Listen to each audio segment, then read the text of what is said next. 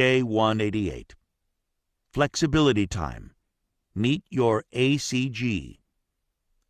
Who survives a pandemic?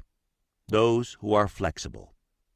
There's an area deep in the frontal lobes called the Anterior Cingulate Gyrus, or ACG, which allows us to be flexible, shift our attention, go from thought to thought, move from idea to idea, see options, go with the flow, and cooperate, getting outside of ourselves to help others.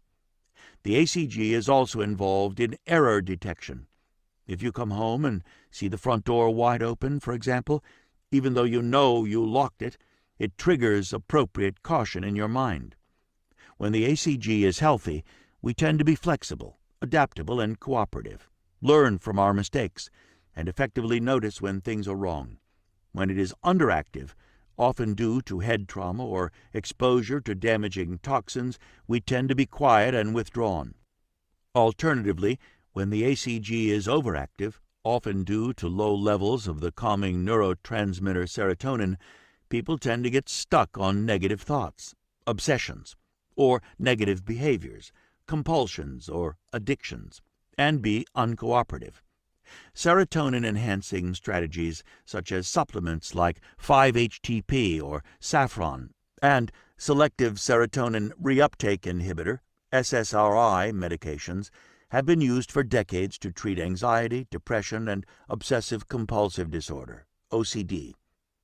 Getting stuck can manifest itself in many ways, including worrying, holding grudges, and becoming upset if things don't go your way. On the surface, people with high ACG activity may appear selfish, my way or the highway, but from a neuroscience standpoint, they're not selfish but rigid.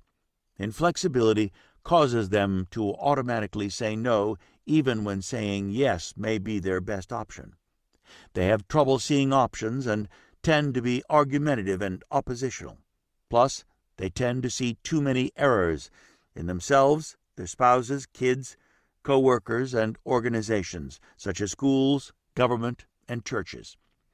In doing research on our extensive brain imaging/clinical database, we discovered that patients who have OCD or post-traumatic stress disorder, PTSD, show increased activity in the ACG.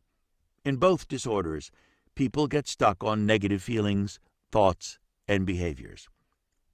Today's practice. List 2 or 3 situations in which you tend to get stuck on negative thoughts or negative behaviors.